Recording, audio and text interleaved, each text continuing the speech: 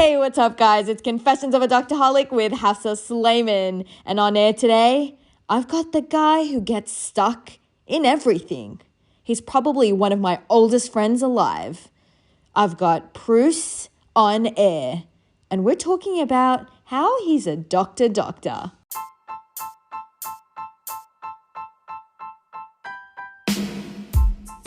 Prus is a doctor. No, like the he's real a doctor. ones. Gonna become a doctor. No, you're a real doctor. No, I'll loosely use the term real doctor. You are a doctor, though. Doctor by degree. Yeah, okay. So we want to talk about this degree. Alright. Okay. So, what was your PhD about? So I'll just tell you how my PhD came to be. But I want to know what it's about as well. Okay, I'll tell you. Okay, tell me. The No, hold up. Sorry, Hafsa. We'll go by your rules. No, go. No, too late now. Just tell me. Okay, so my PhD, wholly speaking, it's on lipid biology and genetics. And I use zebrafish. Wasn't it something to do with pregnancy as well? Yeah, so my my thesis investigated, BPA, the compound in plastic Yes. bottles that's used as a stabilizer. Yeah. Its effects in utero. So when the mother consumes it while she's pregnant, not the chemical itself, but like eats or drinks out of products containing BPA. So your normal day-of-the-mill plastic bottles, Tupperware containers. Yeah. Once heated or after prolonged use of those products, they leak BPA into the food source. Mm-hmm. So once consumed, it was hypothesized that the fetus is exposed and predisposes the fetus to becoming obese later in life. Okay. So there's epidemiological backup. So they did core studies where they followed up mothers that were using BPA, and they found that they had a higher BMI, increased urinary concentrations of BPA. Yeah. Then they followed the baby up from birth, 6 months, up to 6 years. Mm-hmm. They found elevated concentrations of BPA within plasma and urine. Mm-hmm. And so the whole basis of the project was, we had an epidemiological link to it. It's shown that there is a correlation, but there was no mechanistic evidence, on the mechanism BPA acts to predispose a fetus. Mm-hmm. So that's what my PhD looked into. Okay. And how did it come about? Well, technically, I can't talk about it. Why? Oh, what happened from, the results of the study? No. Like, Okay, because the results of the study aren't published, so I can't talk about that. Okay. Oh, damn. I might get in trouble. When is it getting published? Hopefully this year. Okay, that's cool. It'll be baller. That's cool. Okay, you don't have to talk about things that you can't talk about. But why did you do a PhD and how did it come about? Okay, so I did a PhD. So just like any other kid, I was going to say sub-ethnic, but I'm pretty sure I can't say that on air. Okay. I wanted to do science. As a brown child. As a brown child, I wanted to do science. Other than the other brown things like engineering, accounting, you don't really get many options out here, boys and girls. You're brown, you get 4 options. What are those options? Engineer, doctor, lawyer. What's the 4th one? A PhD. Yeah. I took the route of science. Okay. My sister went accounting. Best decision she's ever made. Okay. So I did science. So I did my undergrad in biomedical science. Tried to get into med school. That fell through. I'm not to worry. What can I do now? Discovered there's something called honours. It's like a master's, but you fast track it and finish in 1 year. Yeah. So research orientated. Mm-hmm. So that's where I started my PhD topic. Finished that. I'm what do I do now? Couldn't get a job. Not many job prospects in Australia for science. Yeah. Couldn't get into med once again. Trust me, story of my life. Then I'm like, what's out there? My supervisor's he hit me up and he's like, put an application to a PhD. I'm like, okay. I got a PhD. Did that for 3 long years. So I started that in 2015, 2016, 2017. Submitted my thesis in 2018 to start. And finally, in medical school. Yeah. So, I remember from my honour days, we had a presentation trying to explain to us why we should do a PhD. And this girl, she was saying, get a shrink, you're going to get depressed, it's very tough. Can you comment on that? Yeah, it's true. Okay. 100%. If I were to go back, would I do a PhD? Funny thing is I didn't need my PhD to get into medical school here. Okay. Got in using honours, so I could have come here 4 years ago. Listen, PhDs have its merits. Unless you're hardcore into wanting to do research and want to go into academia afterwards, teach instead of going into industry, then yeah. But it's a very niche thing. You do it because you want to do it. Just like med school, I guess. It's not for everyone. You get publications, that's kind of sick. I guess it helps me get with applications later on. Yeah. So publications I kind of balled out with that, so that was kind of good. But you also come to realize research or the field of research and academia is very political. Is it? 100%. Very political. It comes down to who you know instead of your research topic. Look around you. How many people are doing research in the world, right? I thought so many people do Yeah, research. there's thousands is an understatement. There's tons. Yeah. If you were to look at it and say, how many people are going to recognize what you're doing when there's other people in the same field doing similar stuff? Unless you're well-established, well-known, or you're in a lab that is well-known, it's kind of like doing it for the sake of doing it. That's just my personal experience. I had a good experience, but I'm saying, like, it's very political in the sense you prosper in research if you're well-known or if your lab's well-known, if you get funding. And funding plays a huge part in that. You don't get funding, you don't do crap. And in order to get funding, funding's based, at least in Australia, it's handed out in a way that once you've been given funding once, they're more inclined to fund you again and again, because it's a waste of their money if they stop funding you, right? Yeah. And it also comes down to what field of research you're in. So the hot topics around the world are always cancer, diabetes, malaria, HIV. They're the hot topics. So those get funded pretty well. And the big name labs always get funded pretty well. So it is very political. It is very draining. It is very stressful. So what was the worst moment in your PhD from memory, if you don't mind sharing that? Other than wanting to quit? Yeah, I mean, like, when did you hit your lowest low? Because I remember from my honours year, I mean, it was great. I met you. I met a bunch of other amazing people. Had good experience. But I remember there were times when the experiment would fail. I'd go into the lab and I'm like, okay, today I'm going to get the results. And the experiments would fail so miserably. And you kind of have to push through. Oh, 100%. So when was your, like, lowest low? So before I started my PhD, students that were already doing it said you hit your low point somewhere in second year. Okay. So back home, my PhD is 3 years. Okay. So halfway through, you hit a massive slump where nothing works. No matter how much you want it to work, nothing's working. Okay. You can spend months trying to replicate one experiment to get the most minute result. Yeah. But you still have to do it. And that takes a couple months. And you're just like, screw this. Yeah, that would have been one of my lowest points. And how'd you overcome it? You just got to push through. You just got to accept the fact that things fail. Like, don't be hard on yourself. Like, you're doing everything you possibly can do. Like, there's so many factors in research that could go wrong. Mm-hmm. Legit, the weather can be crap outside and it'll screw your experiment up. Yeah, that's true. What was one of your best moments in the lab? Oh, that's a very tough question. Like, in what aspect? I don't know. Research-wise or just lab in general-wise? It could be anything.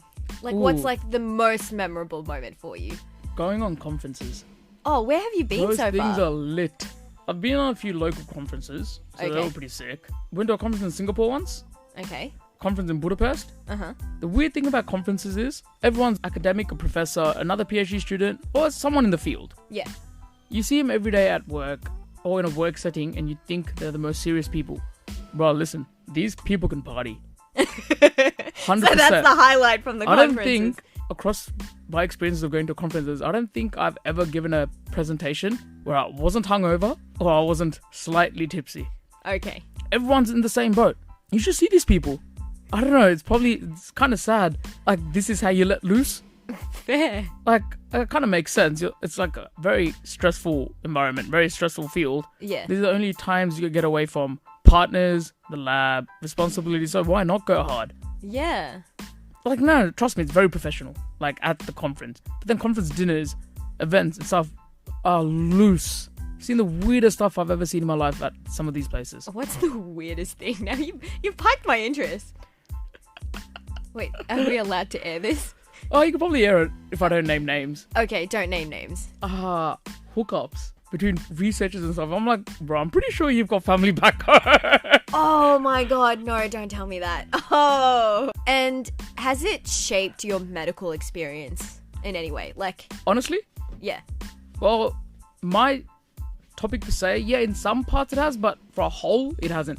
The hardest part about transitioning from a PhD to medical school, you look around, a lot of students around you, fresh out of undergrad, whereas they would have majored in stuff relevant to the course, right? Yeah.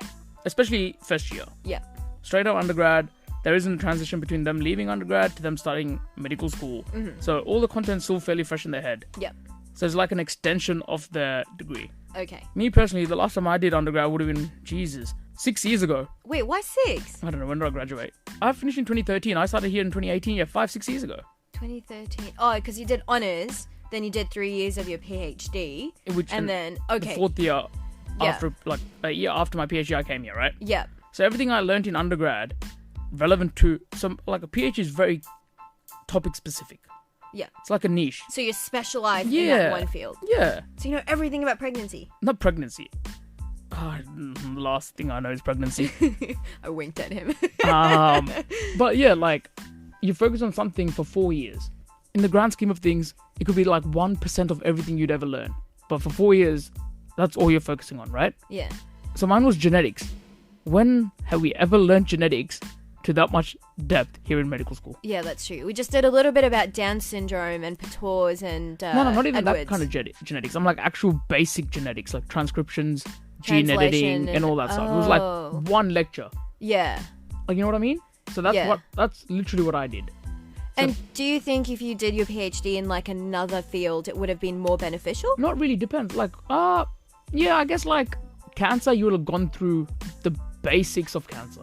But then you would have still had to specialize in the type of cancer. Yeah, but you still grasp what cancer is, right? Malaria, yeah. But then again, you only cover malaria or like any infectious disease here very minusculely as well, right? Yeah, it's a small because part. There's so many other. So no matter conditions what as well. you do as a PhD, I reckon it's never going to put you up on a front foot coming to medical school. Okay. I honestly wholeheartedly believe that people that come straight fresh out of undergrad do have the opportunity if they like apply themselves to do better. Okay. Yeah, because it's fresh in their head. Yeah. Something they've just covered. It's an extension of their degree, like I said. Yeah. And for me, I haven't done a structured exam in 5 years. Was it stressful doing your first exam? Nah, not really. What was stressful about how Cyprus has their Scantron orientation. Who has a Scantron that goes A to Z? Wait, what's a Scantron? The things we circle answers on. Oh. Why do you have options that go A to Z? Oh, that's true. What have you? I What didn't even multiple notice choice that. question is gonna have? Because we had that in Deakin, but it was like 6 options. 5, No, it went 6, A to E. A to E. Yeah, Or A you're to right. D at most. What goes Oh, from we A had to F as well. what go? Oh, I like- didn't. But rarely. Yeah, really. But what goes from A to Z? What do you know? Have 26 answers for one question? 26 options? So stuff like that, which is very irrelevant to what I'm talking about right now. Yeah. But like, Fair. transition to an exam wasn't hard. It was more so having to sit one after 6 years. That's fair. And do you have any advice you'd like to give students? In terms of wanting should to, they do a PhD or... if you ask me, the answer would be no. Okay, but it does help you going back to Australia. It does. It does. Like, trust me, publications help. Okay. Like, publications nowadays, with medicine moving more clinically Yeah. and research orientated, publications help. Okay. But if that's the sole reason you want to do a PhD, don't. Like, you only want to do it if research actually excites you. Trust me, like, risk versus reward in a PhD, or what you get out of what you put in is very minuscule. Mm-hmm. Like, you'd be slaving away in labs. Like, when I first started my first year, I used to go lab 8 to maybe 7 p.m, Monday to Friday, and then pull in weekends. Then I realized, I'm like, what for? My supervisor or the professors, they slave. He was funny though. Yeah, it was a bit of a nut job. It was very loose. Good sense of humor. Yeah. Good at volleyball too. Yeah. He used to get excited whenever he beat us at volleyball. Like, he was such a He was savage. an idiot. But hey, nah, he loved it. Yeah. So you want to be someone like that, right? Yeah. What you get out of it is nothing compared to how much you're putting in. Like, you literally have to dedicate your life. Mm-hmm. Fun fact, many researchers aren't married as well. At least back in our labs. Are you trying to get people to, like, get with the researchers? Yeah, or- that's why conferences go off. And if students want to get publications, how do they go about it? If they're not doing a PhD, how do you get a publication? So you need an affiliation. So you could do summer volunteering with the research lab. Just go drop by ask. I'm sure free help is good help. They're never going to turn down free help. They won't let you do like complicated tasks. Mm-hmm. But anywhere that requires no experience, minimal experience, or they could quickly train you up on it, it's free help. That's the other thing about research. They're always looking for free help. And I suppose in another way, like if you're interested in a field, maybe speak to your doctors. Like always talk to people. You never know. Sometimes Talk to your they've got- professors. Yeah. Like, sometimes they've talk to got your lecturers. research. Talk to your professors. Mm-hmm. Best way to go about it is actually going out and asking. You never get anything if you don't ask. That's true. That's a motto of mine. If you want to go get it. Or if you want to do something, go do it. Yeah. Another thing I wholeheartedly believe by. Do you have anything else you'd like to add? No, thank you, Hafsa. Okay, can we follow you on Instagram? Why do you not have Instagram? I get that question asked by people all the time. Someone even went as far as saying you don't have Instagram, you must be German. Turned out I'm actually German. I was born in Germany. Wait, Germans don't have Instagram? I don't know. think that's Ask true. this person. I don't think that's Ask this person. That's what they told me. I'm gonna They're text them. So we try to tag him in photos and videos and things, and everyone uses Instagram these days, right? Instagram and TikTok, and he doesn't have either. No, it's a failsafe. I could be get caught doing stupid stuff. If I don't get tagged, then people don't know it's me. Yeah, but then when they see you in an interview, they're gonna be like, "Oh, it's that guy that went viral for that stupid thing that he's done." And also, like, you can untag yourself. That's like the dumbest excuse. What am I going to get out of Instagram? You get funny videos, and there's this thing called, it's an IG handle called Beautiful Destinations. They have beautiful pictures of travel places from all around the world. You don't sound interested.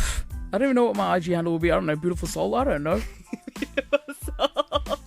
Okay, so we're gonna make you an Instagram account. Please don't.